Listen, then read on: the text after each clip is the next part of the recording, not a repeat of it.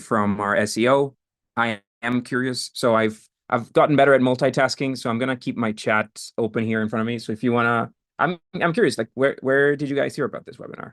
I think it helps our marketing team know where to focus on. But yeah, so today I want to talk about how to budget a startup round.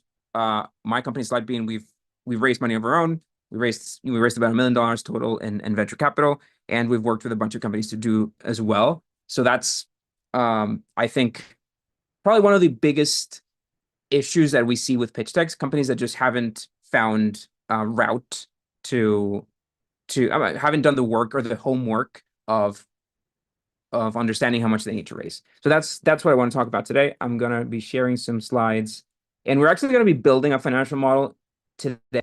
Like we're actually building a sheet today. So strap in. So what I'd like to do normally is to kind of pick one of your companies, one of the companies from the audience, especially the people on the Zoom webinar. There are some people on the YouTube live stream. So you guys, if you want us to kind of maybe model one of your companies, move on to the Zoom webinar as well. But enough small talking. Let's get to it. Here's a crash course on how to budget a round of funding for your startup. So there are a bunch of different names and a bunch of different requests that an investor will make. Some people will call this a pro forma template. Just understand how much you need to raise. You just want to budget how much money you need. You want to budget on runway. You could call this a runway calculator. But in the end, the one thing that we're talking about, the official name for this thing is a financial model. And so again, what I want to cover today is the most common problems with the financial models that we see. We started Slidebean just on the pitch deck part, helping companies write their pitch decks and pitch better to investors. But that quickly evolved into, well, your financial forecasts on your pitch deck don't look great. So how can we help you make those better? And that's where that's where these webinars and some of the other materials that we have come from. So the idea and kind of our approach to financial modeling, which we didn't invent by any means, there was no patent on this. It's what we're calling that driver-based financial modeling, and it's a mouthful. And I know that something's a mouthful that people aren't really looking for because we check like the search volume for these types of keywords, and there may be like 30 searches a month for driver-based financial modeling. It's a mouthful, and it's not what people are thinking, but it is the right way to forecast what's going to happen to your company and how much money you need to raise. So we'll get to there. We'll get to that. Again, we're going to model one of your sample companies. So we're going to build one out of the people on the Zoom webinar. So if you want to do that, like get your elevator pitches ready. So we'll do that. And then last but not least, we're actually going to run some revenue projections on that model. So I'm going to teach you kind of how the logic works of, okay, how do we forecast? How much money do we need? How much do we need to raise? And so on. I see a bunch of people on the chat, AI assistants. Some of you guys are our customers, so that's pretty cool. I know that you have some specific questions, so here's the official way. If it's kind of like a support question, you should email us at financials@slidebean.com. If it's like a question that I can answer live on the webinar that's useful for everybody else, post it in the Q&A section on your Zoom situation, and I'm going to pick them from there, kind of like in the order where they came in. So that's kind of like the official way. We'll have some time for questions at the end of the session. Okay, so again, the reason why we do this at all is because we've been helping founders raise money for a while. And after seeing so many pitch decks that companies sent to us that we work with or that we help improve, this is the number one problem that we see, which is that the round of funding that they're trying to raise or that they're pitching is just this kind of arbitrary number. Sorry about this. My screen is acting up. There we go. It's just this arbitrary number. It's like, oh, 1 million or 2 million, or even worse, we're raising between 1 and 3 million, which is just this random generic number that just shows an investor or whoever's reading the deck that you have not done your homework. So that's not the way to go about it. Another problem that's kind of like a telltale sign that somebody hasn't done their financial modeling homework is that the growth projections are just this random 10% month-over-month growth, which looks beautiful in a hockey stick, but there's no drivers. There's no understanding of how that growth is going to happen. You can easily tell this by looking at the go-to-market slides and so on. And then another one, which is that the pitch deck is focusing on a certain number of months of runway that they're trying to raise for, rather than hitting a milestone. So that's not the way to do it. And then the solution is a financial model. So we've built a spreadsheet. It's completely free. So I'm not trying to sell you on that today. Maybe some of you have downloaded it already from our website, and that's how you found out about this webinar. But it's completely free. And then the idea is, yeah, we're going to give startups this resource that somebody gave me at some point in our startup story. I kind of adopted it, and it was an uglier version of it. So I've beautified it and make it color coded and help you guys understand it better. A lot of us founders don't come from a financial background, and we still need to deal with this stuff. So that's what the template is for, but we're not going to be looking at this template at all yet. So let's do a little trivia just to kind of understand where you guys are and if you've been paying attention. Okay, so trivia for you. Answer A, B, or C. I'm reading both chats, YouTube people and Zoom people. So how much money should you be raising on a seed round of funding? Is it 18 months of runway? Is it whatever it takes to reach the next funding round? Or is it enough to launch the product? What do you guys think? Let me know.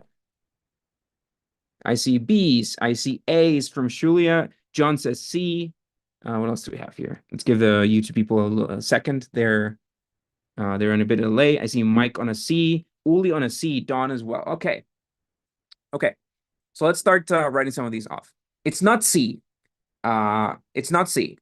Why? Because if you're raising a seed round, remember the different rounds of funding for a company. We have pre-seed. I mean, at this early stage, we have pre-seed, seed, and then Series A. So a seed round is a round that a company raises when they have a product in the market that's growing, that has some good track of revenue, that's maybe making 20, 30K a month in MRR, and they raise a round in the probably in the $1 or $2 million to just step on the gas and start growing that company exponentially. So it can't be C, because if you're a seed company, then you must have launched a product already. If you don't have a product in the market, then you're probably a pre-seed company.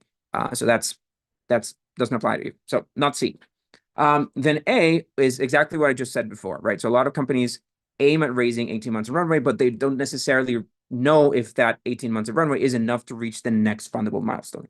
This happened to us when we started Slidebean, and it sucked, and it forced us to have to shrink the team, and it almost killed our company because we raised the seed round. We had a product in the market, we had revenue, and it was growing. We raised the seed round, but the seed round that we raised was not enough to get to Series A, because Series A in SaaS, at least when we tried, was there was an expectation that you'd be making something like $2 million in annual run rate, so 160,000-ish K in monthly subscriptions. And by the time we were running out of money and we were trying to raise our Series A, we had about $1 million in ARR. So we didn't get to 2 million. And then we would go to these Series A investors and say, hey, we're a Series A company. We're looking to raise our next round. And they're like, no, you're not a Series A company. You just have 1 million ARR. You should go back and come back to us when you have the metrics for a Series A. And we're like, I don't have money to get there. And that was a problem. I mean, the problem was that we had raised 18 months of runway, which was not enough. We hadn't budgeted. We budgeted the time. We didn't budget the money that it required us to reach that next fundable milestone. Therefore, the answer is B. Now, whatever it takes is a tricky answer in the sense that it's not that you can go and raise 50 million. You just have to adjust that budget to make sure that the amount of money that you're raising is reasonable, but more importantly, that it gets you to the next fundable milestone. That time, the time between one fundable milestone and the other, the time between seed and Series A, is usually 18 to 24 months. But again, you don't want to raise money on the time. You want to raise money on the requirements, on the money that you need to get there. So how much money do you need to get there? And that's what we're talking about today. So imagine this simplified bar chart where we have revenue at the top and expenses at the bottom, right? So essentially, if these bars are the same size, you're profitable, or barely profitable. If the lower bar is bigger, then you're not profitable, and that's normally the case, right? If you're gonna raise money, it's because you're gonna be spending more money than the revenue that you're gonna be making, and that's why you're going to investors. That's fine, but again, we have to make sure that whatever money we raise is enough to reach that milestone, which is probably going to be a round of funding. But it might be a revenue goal, it might be an exit in your case. And I mean, not for tech, not for like Silicon Valley venture-backed startups. It's probably not profitability, but what's the milestone and can you get there? And the most important question that we want to ask ourselves for the purpose of today is, okay, I need to get there. So how do I estimate this accurately? And then the question is, well, what's driving these two things? What's driving my expenses? Definitely my team, my hires, but what parts of the revenue or the revenue generation are going to drive extra expenses? And how much is revenue going to grow? If I'm misestimate how much revenue I'm going to get, then I might be off and I might run out of money before I expected to. So I have to be really, really accurate and really sure about these numbers, because otherwise I might run out of money. So how can we create a forecast that makes us really, really sure about where the company's going to be? That's what we're talking about today. And again, at the zoomed out version, that's what financial modeling is, just making sure that those numbers are as accurate as possible. If you're a pre-seed company, remember, this is a valid case too. I'll go back here. If you're a pre-seed company, you're raising money to get to seed. And what's seed, right? A pre-seed company doesn't raise money just to build a product. They need to get to the next fundable milestone. So that's a seed round. And a seed round requires some revenue, some user growth, and proving that an engine is running, right? So if you don't budget your revenue growth accurately at pre-seed, then you might not get to seed either, right? So there is some financial forecasting needed every single time, because if somebody's giving you money, you sort of have to show that there's a budget for where that money is going. Ryan, I see your question. Is pre-seed equal to pre-revenue if a product is in the market and being used? That's a bit of a weird kind of stage between companies to your question, because again, if you have a pre-seed is a product that's not ready, you're finishing the product, you're about to launch it, you have a formed team, you have a team that can execute, so you raise money, and investors invest in this company because they believe that the company can get to the next fundable milestone, right? If you've built a product and launched it already, then you're kind of in the middle, right? Between pre-seed and seed. You're definitely not a seed company yet, but you're kind of like a late pre-seed. And if you have a product in the market, it's weird to go and pitch an investor to raise money, because you have to show some good metrics for that product. What a lot of companies do is they try and bootstrap their pre-seed. They launch a product, but by the time that their product is live, they've run out of money, so they don't have money to grow it, so they don't have money to get to seed. You see where I'm going? So that's a weird, it's a bad position to be in. My first company died because we got stuck there. We launched the product and we had no money to grow it, so nobody believed that this product was good. Maybe the product wasn't good anyway, but there was no way that we could sell it to investors because we had nothing to do. So you either aim at raising money at pre-seed and make it enough for seed, or if you want to bootstrap it, you have to make sure that the bootstrapping gets you to seed as well, so to some customer growth. Okay, so this is an example story of that we'll see on a pitch deck all the time. And the pitch deck says, hey, like when we launch, we're going to get 700 orders, because that's going to be the launch boost. And then after that, that's just going to grow 10% every month. And trust me, I've seen this in most of the pitch decks I look at. And then how that looks, if you were to plot this on a Google Sheet or Excel, it would look like this. You have 700, you're multiplying that by 110%, and you start dragging that formula to the rest of the sheet. That's how it would look. And if you were to plot that into a chart, then it would look like this beautiful exponential growth hockey stick chart. But this is, we've understood that this is not the way things should be done. So let's kind of break this down. Like, how do we estimate orders accurately? And by orders, I might be meaning traffic or subscriptions, monthly active users, could be drivers, riders, could be a marketplace. I don't know, like whatever your KPI is, how do we estimate the growth of that KPI accurately? And at the same time, does this KPI, number of customers, traffic, video views, orders, does this KPI drive anything else for the company, right? Does it drive something else? For example, does it drive extra fulfillment costs? Does it drive hosting costs, or a bigger support team, or a bigger consulting team? Like, the more revenue you make, do you have to spend more because of that revenue? Your credit card fees probably are very obvious costs, right? So now we have to get into very, very basic accounting just to understand how these things are classified and how they're called in the accounting, the financial world. Which at the very core, we have revenue. You could call this revenue, you could call this income, but revenue drives COGS. This is cost of goods sold. So the more revenue you make, the more costs you have. For example, if you're a supermarket, your cost would be the cost of the products. If you're an e-commerce t-shirt shop, the cost of the t-shirts and the printing and the sourcing and the fulfillment and the shipping orders, like all of that would represent your costs, right? So anything that by making more revenue, you have to spend more in order to generate that revenue or to serve these customers, that would be considered a cost. And then on the other side, right, what we have as a driver of revenue, those are called drivers, right? So we have to, big difference. Costs are a direct correlation of revenue. Drivers are the costs, right? The cause and effect. They're the cause of extra income for the company. So what are some examples of good drivers? Well, we all understand what marketing exists, right? So paid marketing campaigns should be a driver. It's not that you take 20% of your revenue and dedicate it to marketing. No, that's not the way life works.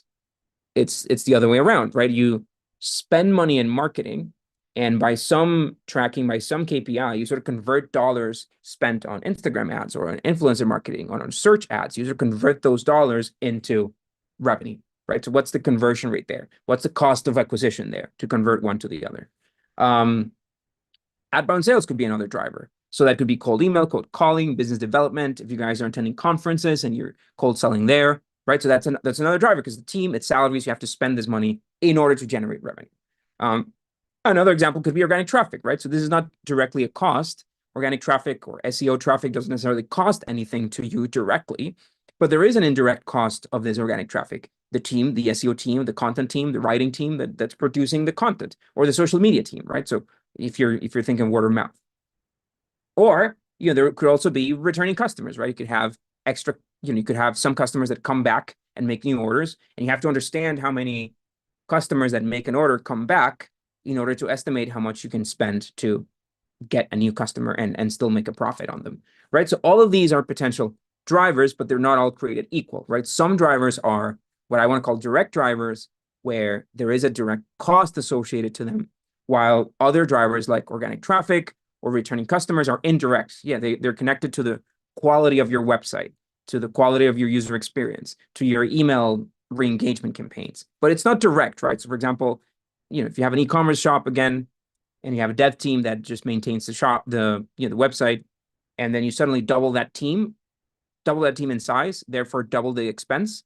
Do you double your returning customers? Probably not, right? It's an improvement. Yes, this should be translated into an improvement, but not directly proportional, right? So anything that's blue is directly proportional to revenue, or to growth or to a KPI. Anything that's white, it's indirectly related to something that you're doing in your company. But again, the point is that all of these are potential drivers of revenue. And now we can kind of go and map this out and build what we call a financial model map, which is a bit of a flow chart. Again, the color coding we've standardized, and I think that if we're bringing something to the world, if I brought something to the startup financial forecasts world, hopefully it is this color coding that helps non-financial people get a grip on this. So we've established revenue is green because that's the color of money. We've said that cost of goods sold, again, anything that's driven by revenue is a cost, and that's going to be magenta, a nice Slidebean colored magenta. We have SG&A. This is OPEX, operational expenses, SG&A, different names for the same thing. That's sales, general, and admin expenses, which is pretty much everything else, right? Your operational overhead, your marketing cost, your sales cost, your office rent, your utilities, most of that stuff is going to land there. And then we're going to have CapEx, which is capital expenditure, which would be, for example, if your company goes and buys a car, it's not really an SG&A because you've purchased an asset. So this asset is still valuable to the company, so it doesn't go as an expense. It's a part of the balance sheet, right? It's an asset that the company owns. For startups, other than our laptops that we use, there's not a lot of capital expenditure. So I normally don't stop a lot of time there. But if you're dealing with inventory, that's definitely a yellow box in our maps. So let me walk you through a map. Again, today we're going to build one. We're going to build one for one of your companies. So while I explain this, let's do a little survey on the I guess for both the YouTube people and the webinar chat people. What type of company are you guys building? Let's come up with, let's say, 3-4 categories. Let's say SaaS, let's say e-commerce, let's say like a mobile app, or let's say marketplace kind of situation, right? So which company are you building? I'm gonna pick like the largest group and try to make a model around that hopefully is useful for most of you. I think everything will be useful regardless, but let's see. Speaking about the business model mostly. Okay, so this is a model map for an e-commerce platform. I don't see anyone saying e-commerce yet. I just see a bunch of SaaS, mobile app, SaaS digital health. So I might make one. I mean, we might make one on SaaS, but let me walk you through this e-commerce, which is simple. Ricardo, I see you on e-commerce, so that we can get one out of the way, which is fairly simple. Okay, e-commerce platform. Let's imagine this company sells t-shirts, right? So what are the drivers? These two at the beginning, right? The model, the flowchart starts at the potential drivers, which are paid marketing, top left corner, and organic traffic, right? So we convert this blue box, which is an expense, into orders via a cost of acquisition, right? Cost per order, marketing cost.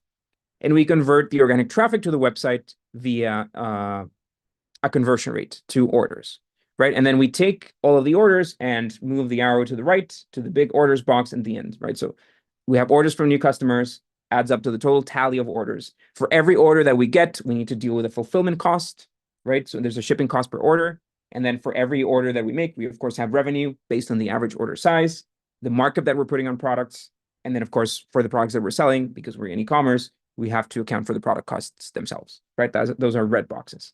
Now, also from new customers, we can assume that some percentage, a small percentage of those customers are going to become regulars. They're going to come back maybe next month and make another purchase, right? So we can convert that. We can assume that a certain percentage of them will become regulars, which will give us repeat purchases, which will give us additional orders, right? So we have the orders from new customers, and then thanks to our reordering engine, we have an additional batch of orders from these returning customers. And again, that adds up to the total tally of orders.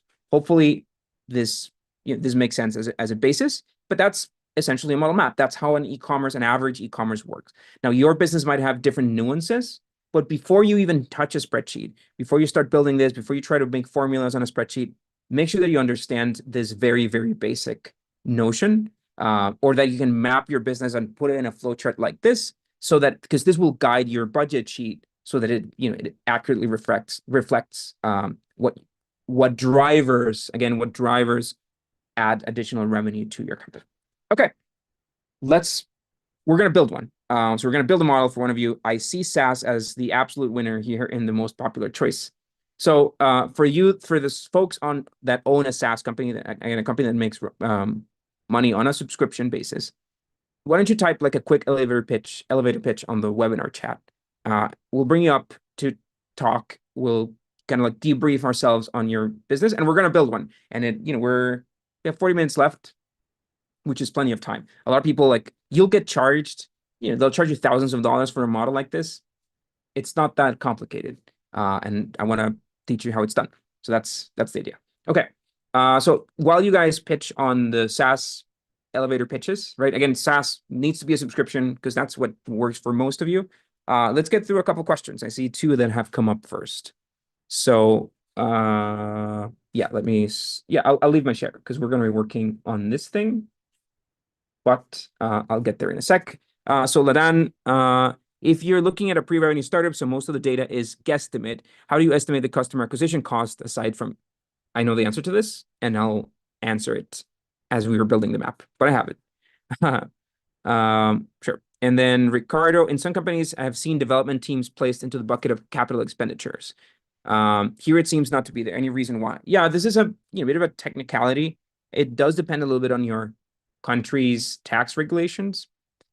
To me, a development team is by all means an SG&A, like you're spending this money in a team and they're building something. But some people and some legislations allow you to put the team, or sometimes require you to put the team as a capital expenditure, because if they're building a product, right, they're coding something that's an asset that the company has, the code.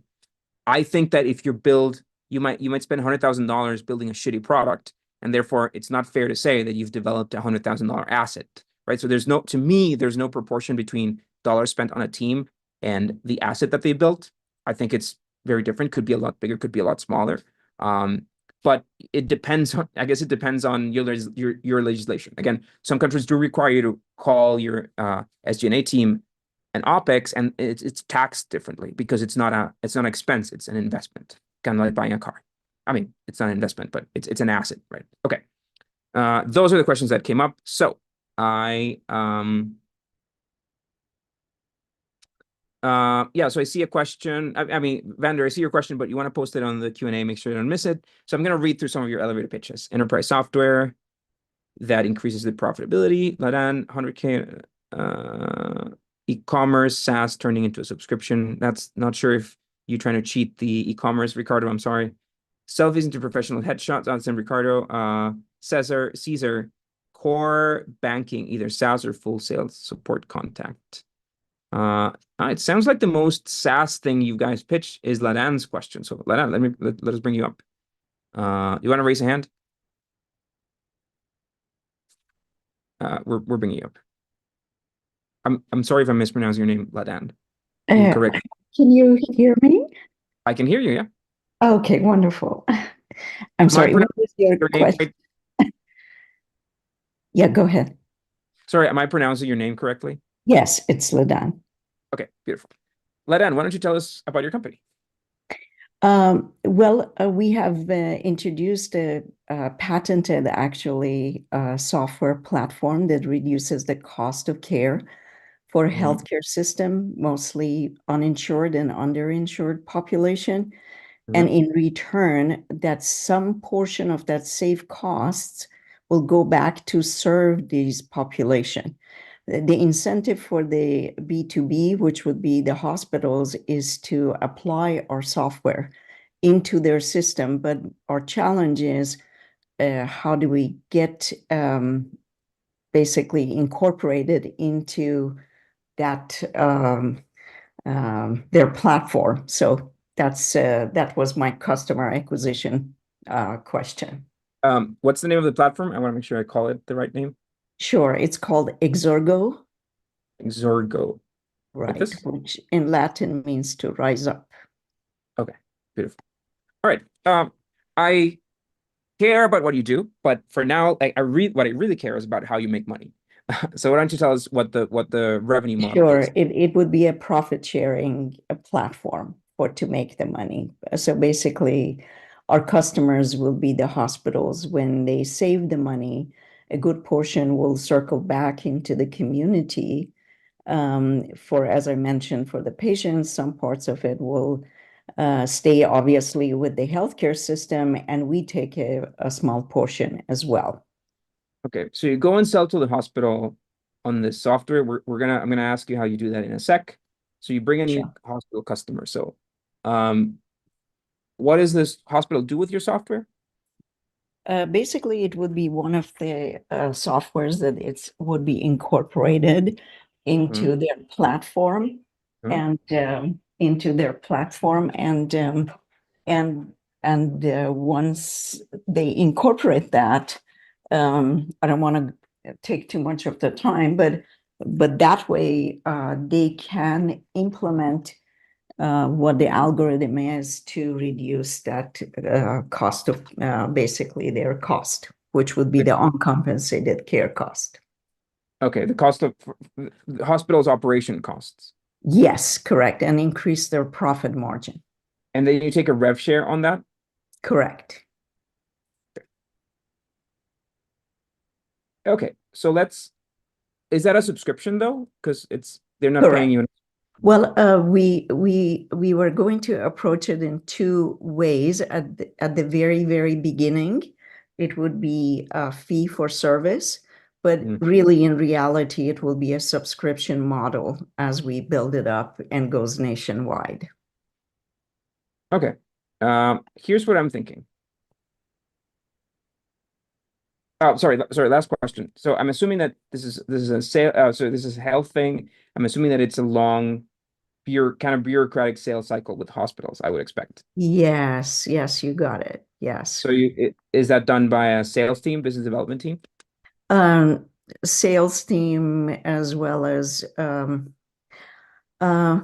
actually would be like a chief medical officer will decide on that. Yes, but it would be a sales team. Yes. Right. Okay, so at the very basic, I think this is how your model looks like. We have an outbound sales team, right? That's driving the sales, right? So the bigger this team, the more hospitals you can get in front of. There's a direct proportion of team to sales, right? Mhm. We can even add a delay here, like sort of like a sales cycle, because it's not that by hiring someone right away they're going to bring a hospital in. These guys are Right. probably dealing with 6 month long sales cycles. Um, hospitals, which are your clients. And then at the very get-go, you're going to have this subscription model, which is, let's say, monthly subscription. Right. But then after a certain date, right, when you maybe you've established your model and so on, you want to shift this from a subscription into a savings model, right? So you have to Mhm. estimate how many savings how much are you saving hospitals, right? So money saving, that's a KPI that we have to track, and then you take a percentage of that as your rev share revenue, right? Correct. That sound Mhm. right? Yes, Okay. absolutely. Mhm. Okay, so let's build this. Let's build this on a sheet. Depending on time, I'm gonna start with the top because it's a subscription and hopefully it works for everyone that doesn't do rev shares. So this model, blue box to white box to green box on subscriptions is probably uh, quite relatable to many of the SaaS companies that I saw in the chat. So that's why I want to build it so that you guys can use it as a starting point. So I'm starting with our template. This is free to download. I'm gonna ask Felipe from my team to paste the link so everybody can use it. These building blocks, like the formatting, and some of the kind of like pre-built models here that you can use as a reference. Those are also free to download, and they come with the template. So if you get the template, you can go to model map, get a little video on how it works, which is literally what we're doing right now, and you can create one here, which is also free. So that's the starting point. So let's use the sheet to model. So what a financial model, like a build financial model is we have inputs here that connect to the SG&A sheet, cost of goods sold, revenue sheet, just like we saw before, and then they all get summarized into this, which is what we call the monthly statement, which is kind of like the monthly summary of of your expenses and your revenue. So one of the easiest things to do is to do staff. So Ladan, is this operating now? Are you planning to launch this soon, or Yes, we are planning to launch it soon. Yes. when would you say? Because we have the prototype, so we are finishing probably within less than 6 months. Okay. So I'm gonna go to settings and I'm gonna set this model to start in 2025. That'll make it easier. Sure. So we have to go back to historicals. So let's start in 2025, and let's just do a quick staff estimation. So Ladan, I'm gonna just arbitrarily put you as CEO. I don't know if you are, but let's say that you are. Yeah, I guess I am. I'm gonna give you a very generic default on a sheet salary of 60,000 a year, and then I'm gonna have you, like, assuming that the company will start paying you in January. And again, we have only one Ladan, only one CEO, and we're not kind of like adding any roles to that. So that's a very core. Let's assume that there's also a CTO, that there's somebody that's building this. So let's give them the same generic salary and assume that we don't hire any other CTOs. But probably what's most important here is we need these sales agents, right? So we need this team, right? Let's add this team here, the outbound business development team. So Mhm. let's use this line here for that. I'm gonna kind of mark it in some colors so you guys can see more clearly. I'm gonna make it green because it is kind of tied to our revenue, right? So that way we know. So this is the outbound sales team. Let's keep the generic salary. I don't know if that's a lot or very little, depending on where everybody's based, but let's say that it's fine. And let's say, I don't know, that you guys are planning on launching this in March. So let's pick March for that launch date. And let's say that you're going to be growing your team quarterly. So you're going to add one person or maybe two people every quarter until you get to a sales organization of, let's say, 20 people. I'm making some stuff up, but what I wanted to show you was, okay, once I do this, what happens in the model, right? These are just drop downs, but the model already has most of the stuff connected. So if you go to the SG&A sheet, you'll see how first the headcount goes from the from Ladan and the CTO, 2 people. And then March, we start adding more people. And that starts growing up all the way until you get to 22, right? The 20 salespeople plus 2 founders. And Right. then on payroll, based on their salaries, we have their salaries here, their monthly salaries with benefits and so on. And that's scaling automatically. So we certainly have this monthly total for SG&A, which is, well, the cost of running the platform. I mean, the cost of running the business, the cost of operations, which is normally what we would have to raise from investors if we don't have the money up front. But let's go and forecast revenue to see how long will it take for this company to make some money. So we're probably going to be working, as we're working with revenue, we're probably going to be working here on the revenue sheet, and we're going to use this revenue source 1. The model comes with 4 revenue sources, and they're all blank, like open for you guys to run your forecasts. So let's do the subscription model. So it's a subscription model. Okay, so now a lot of people I mean, I wouldn't want to say it's a mistake, but if you start adding variables here, if you start adding too many inputs on this sheet, it's going to get crazy very quickly. So what I always recommend is just using the assumptions sheet. We have that as default. So we can add the inputs that we need. So for example, what inputs do we need to forecast this? Well, we already know what the size of the team is, right? We already added that. But what we need to know now is what the sales are per agent and what the sales cycle is, right? So let's say that we call that outbound sales team. Let's call this customer acquisition. And we'll say outbound sales team. And we'll say new hospitals per agent per month. Leland, do you have a notion of how many hospitals could an agent bring in to the fold? Really not quite sure, but probably once it's going, and probably 2 hospitals Okay, per that's month. fair. Yeah. Let's just assume that it's 2 hospitals per month. And then let's just assume there's a sales cycle, right? So they're not going to sell right away. It'll take time. So let's say that it's something like 6 months. Okay, so we're Sure. going to model this in a sec, but I want to first list all the inputs that we'll need. So we have this, and this is going to give us a subscription, right? So each new hospital is going to be in a monthly subscription. So again, this is for the subscription, not the rev share model. But Ladan, what do you think is the average subscription that you'll charge a hospital? Well, it's a average. I'm sorry, the question is average charge to the hospital. Yeah, Is what's that the what's the question? rate for using this software? Um, we were thinking about um, well, as they probably about $10,000, which is very small, I think, for them. Is that 10,000 a year or 10,000 a month? Well, actually, we were looking at it quarterly, so let's go with 5,000 a month. 5,000 a month. Let's do 5,000 a month. Yeah. And then for every subscription, we always need a churn rate. So the assumption that some hospitals will fall out of love with you and cancel. Sure. But normally in B2B, that's usually a small number. So I'm just going to put maybe a 2% here.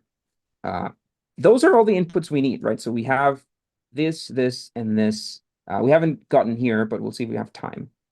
We haven't, but we have all this. We have the input, the pricing, the hospitals, what the sales cycle is.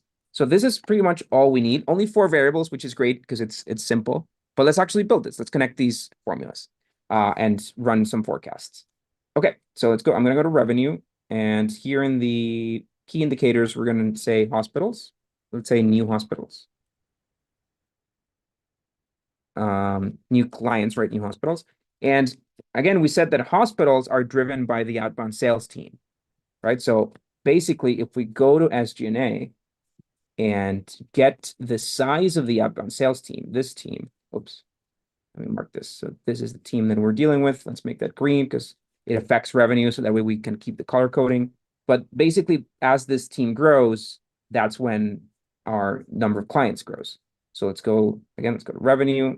And all we're going to do is going to say, well, new hospitals is going to be the size of the team times our customers per team member, right? But this doesn't include the delay yet, right? This is just as a team member comes in, we assume that there's a new conversion, but we need a sales cycle delay. So it's at this sales cycle delay, which we said is 6 months, right? So the simpler way to do this, if you don't want to complicate yourself too much, is just to essentially take this and grab the number from 6 months ago, right? That could be a way to do it.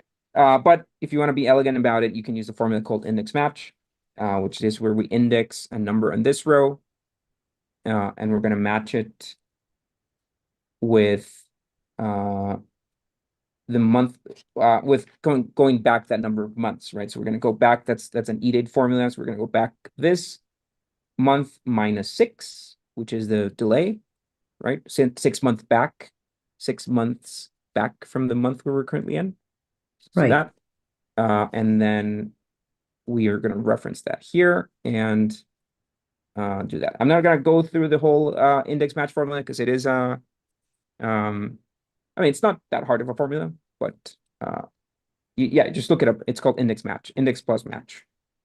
It's erroring out because it's going out of bounds, right? There's no historical months here, so it's easier to just go do an if error, so we don't keep the model with errors, and that's that. So now we've kind of delayed the sales cycle by 6 months, and that's an input, right? So if we suddenly say, oh, we don't want to delay it by 6 months, we just want to assume that it's a 3 month or a 4 month sales cycle. We can change that there, and it'll change everything for us.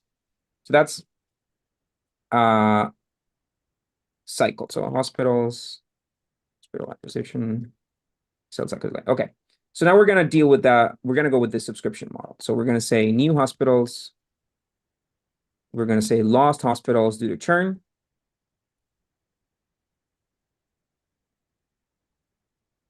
And we're going to have total hospitals that are active. This is still a numbers. This is still a number, so we clarify that. And again, new hospitals, we're just going to grab from the sales cycle, drag that along. Total hospitals, I'm going to do this one first, which is it's the total of the hospitals that were active last month plus the hospitals that were the new hospitals that we brought in minus the hospitals that we lost due to churn, right? This will make sense in a sec. This is kind of like just the cumulative number of hospitals, but now we can just do the churn estimation, which is this times our churn rate, which is going to be a small number considering it's it's a relatively small churn rate. This is going to error out here because we're trying to multiply a symbol. So let's just do another if error. Drag that along, and now we have some lost hospitals. Notice that it's a decimal, and that's generally okay. But if we want to make sure that we don't have decimals in the number of clients, we can just round this final number, and that'll be that. Okay, so now we have total hospitals. And if we know that each hospital is paying us about $5,000, then we have MRR, which would be the total hospitals times our monthly subscription, which is 5,000. There you go. And that's your revenue, right? Because that's what each hospital pays you monthly. So let's just bring that in. We'll bring that as the total for revenue, and that's connected, right? So by connecting this to this green row, to this green line, we've now connected it to the subscription model, and the model automatically connects that to revenue. So let's see what that's happening in the model. So what we're saying is, okay, this company will need to spend a few $10,000s on staff for the first few years, for the first few months. And then because there's a 6-month sales cycle or like a 4-month sales cycle, it's only until July that we'll start making revenue. And this is our revenue, right? Which at least at this rate, it'll cover the cost of the team, or at least the team that we've added by the next month, right? So in a nutshell, if we look at our cash balance, we'll say, okay, we'll need to spend all this money here down to 120, 125 is what we're short, 126. But then after that, we'll become profitable. We'll start making money, and that will grow. If we want to see that visually here on the dashboard, we can see how there's like this little cash dip here at the very beginning, right? But then, that starts growing. Now, this is a very optimistic model in the sense that, at least with these metrics that we've added, revenue is looking like it's going to grow, up to 72, $82 million in revenue 7 years later. Why? Well, because we are being very efficient about how we acquire hospitals, and we're only losing a handful. But that's the core of it. So, Ladan, does Yeah. this kind of relate to what you guys have been forecasting so far? It's very close, and as you pointed out, these are guesstimates. So these numbers we have been throwing these numbers here and there and trying to make it as realistic as possible. However, since we don't have any historical data, so as I mentioned, they are all guesstimates. So yes, but it's very close. Yeah. Yeah. So again, I think that, and this relates to a question that I saw come up with, which is, this could be, in this case, we're forecasting for a team size, and then we're essentially converting a salary, right? So a salary for a team member is 87, I mean, 4,200 or something, 4,300. It's a single team member. So we're basically saying that, well, if we spend $4,300 in this human being, we're converting two people, right? So we're essentially saying, well, each customer is going to cost us about $2,000 to convert. Now, this is not too different from what you would assume on a marketing-based model, right? Where you say, okay, we're spending these dollars on a marketing campaign, on a paid marketing campaign, and converting on this dollar amount. So same concept where we have a blue box, right, an expense, and we're converting that into clients. Now, the challenge here that, again, answering one of the questions that came up was, okay, well, how do we find a realistic number for this? How do we know if this is a number that makes sense, right? So the only right answer to that question is, well, go and do it and find out, right? If you have somebody go through a sales cycle and understand how long it takes, or if you run your first marketing campaign, you spend your first $1,000 in marketing, and you get two conversions, then you suddenly say, oh, well, that number is now based on reality. It's based on a realistic assumption. But I mean, so that's the only right answer. And for each business, that number is going to be different, and it requires you to do the work of going and finding out, well, how much is that customer going to cost me, considering my landing pages, my copy in the ads, my design for the ads, right? And that number could vary a lot, but honestly, those numbers don't vary that much, and there are some good standards for that. And that's something that kind of investors will put you to the test, right? So this is the one assumption that makes or breaks this model. I'm gonna make this bigger for dramatic effect, right? So that's too much. Sorry. So this number is what makes or breaks this model, right? So for you, Ladan, your assumption that you can have a sales agent sell on 2 hospitals every 6 months, or I mean, on 6-month cycles, is what makes or breaks this company. If, for example, your average agent doesn't sell 2 hospitals a month, but they sell a hospital every other month, for example, then this number would be something like 0.5, right? So every other month. And your business completely changed. Well, that's because I'm rounding. I'm sorry. I'm just going to set this to 1. And oh, did I break something? My bad. Maybe I undid some of the work. Oh, yeah, I undid it. That's why. Oops. There you go. So I think we can do 0.5. Yeah, so if you set that to 0.5 so that an agent sells a hospital, like closes a new deal every 2 months, then your business is a fourth of the size, right? That's a key component. But by your business being a fourth of the size and taking a lot longer to scale, then suddenly your capital requirements are very different, because now you have to fund $200,000 worth of capital in order to get to that point of profitability.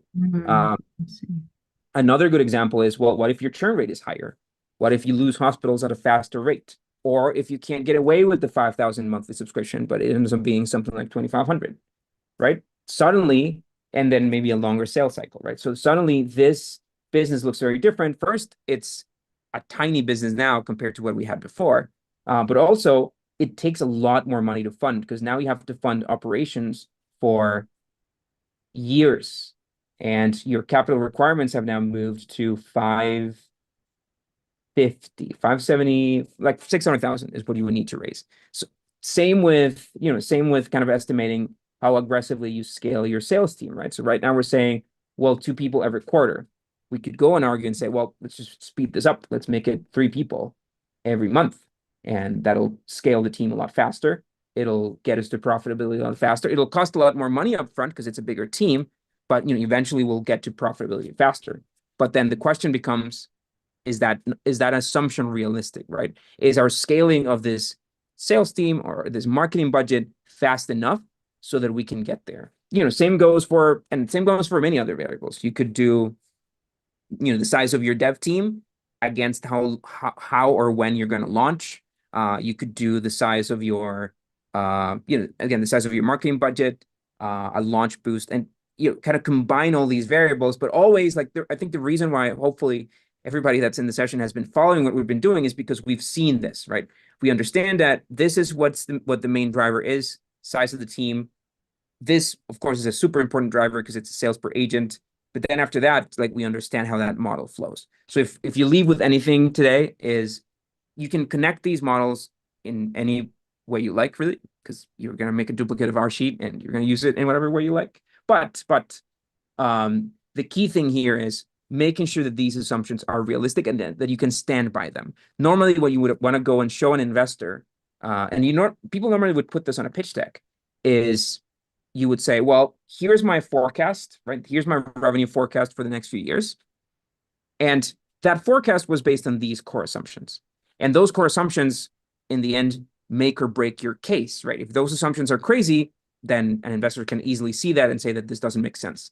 If those assumptions are accurate, realistic, and they're based on real data, then suddenly you can stand by these numbers and say, well, if we just assume this moving forward, we assume that, yes, by the year number 7, we're making this much revenue, and we're going to have 190 hospitals in our platform, and that's the way it goes. So, LaDanna, hopefully I didn't overwhelm you with that overview.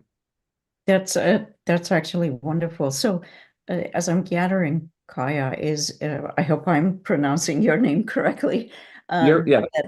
Okay, fantastic. So it's not necessarily you're looking at how much we are charging the hospital, is how we do the customer acquisition. Is that correct? Yeah. So in the end, right, the customer acquisition is everything. I'm getting the link so I can share this with you guys. Okay. So I've just pasted that in the chat. The customer acquisition is everything. By understanding if your acquisition is aggressive enough or realistic enough, that's what makes or breaks the business case, right? But again, in this case, we're dealing with people. People represent to us salaries, but for your other companies, for your other SaaS businesses, that dollar amount could be dollars in marketing budget. It could be dollars to signups. But the point is the same, where because we have to spend more money to hire a bigger sales team, then the capital requirements change. And what you want to do is kind of try and find and strike the right balance between how much you're raising, how much you need to raise, and how aggressive you're scaling. So that's it becomes this game of back and forth, right? You're always jumping between assumptions, budget, and while you're forecasting your round for your pitch deck, you're going to go back and forth in this model a lot. It's going to become a tool, but also, as you move along and you launch, you start to budget other expenses. How does rent affect this? How does rent affect my rent, office rent, services that you're hiring, contractors, and all that? How does that play? Right here, we've only really just added 2 founders with generic salaries. But once you feed all of that into a model, then it starts to feel like a little more of a true budget. So I can go deeper on that. I have a couple extra comments, but I want to make sure I don't miss your question. So I see 2 have come up. So let me get to those. LaDanna, thanks so much for sharing your company with us and letting us use it as an example. Thank you for example. I appreciate it. It was very eye-opening. Thank you. Awesome.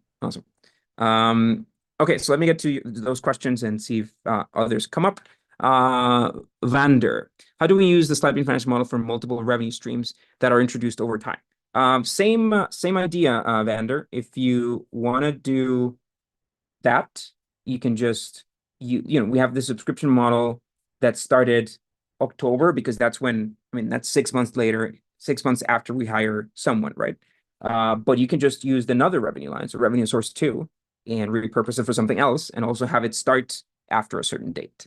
So same idea. That's why we always include four in the model, so you can just use them for whatever you need.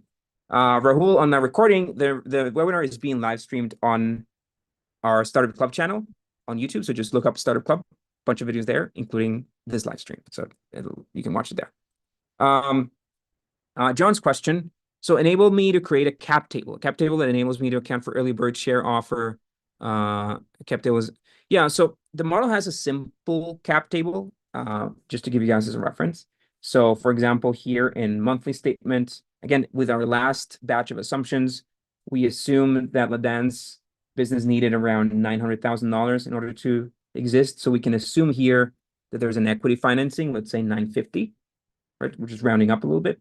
Again, that equity funding lands here, and we're going to call this a pre-seed round, and we're going to say that it's a priced round. So that's connected here. That allows the company to remain profitable. It doesn't go below with a negative ending cash balance, which is in the end your job as CEO and not running out of money. And then that connects to our cap table, which is a simple cap table that just assumes, lets you input a valuation and some basic terms for the shares, whether they're price rounds or convertible notes, and essentially gives you a breakdown of your shares going to the investors and the founders based on this valuation. Now, this is a simple cap table. It's not meant to, to do a lot of complicated stuff like different preferred share agreements and so on. This is really just a simple budget cap table to keep track of all this. A good note on cap tables is that you can use Carta or you can use whatever tool you want for the cap table, but that is really just a reflection of what's on your legal contract. So your legal paperwork with lawyers, that's the official cap table. Anything else as a cap table is really just a summary of what the paperwork says, but the paperwork is the final word, if that makes sense. But yeah, you can use this to kind of forecast a little bit around, again, equity ownership by founder, and even some exit scenarios based on an acquisition. And then the question that we all want to answer ourselves, which is how much money do we make if we end up selling the company? So that's some of that stuff is already there. Hopefully you guys find that useful. I don't see any more questions come up, so I don't want to tempt my fate and go over our scheduled time. So I appreciate all you for tuning in. Hope that this was useful. Thanks to the guys on YouTube. Thank you guys on the webinar, on the live webinar for tuning in. I have some closing notes on this. We made a model map. I gave you the spreadsheet for free, so you can download that. We'll maybe paste the link again, make sure you don't miss it. And how can we help you guys do better on this? Best way we can help is with what we call the financial modeling bootcamp. Imagine a 10-hour version of this that we've gone through. We normally do those over the course of a week. It's like an intensive financial modeling sprint. Next one is coming up on September 16th, and it's just $99. So if you want to tune in for that, we'll drop a link. And then if you guys need our help, like if you need our team to get involved in building the model for you, we do that as well. So we have a small team that we started a couple of years ago that basically does this work for you, like builds a map for you, implements it into a sheet, and helps you keep the sheet up to date. So we sync it to your actuals, and we teach you how to use it. In the end, kind of like what we really believe, our big belief on this whole financial modeling thing is that we want to teach you guys how to use it. We want to make it a tool for you guys rather than a burden, rather than a responsibility. So that's where we can help. So bootcamp starting on September 16th. And if you want us to build a model for you, we can do that as well. Just hit our team. You can contact us at financials@slidebean.com if you need extra help, or just look us up on the website. Thanks for tuning in, guys. Have a good one.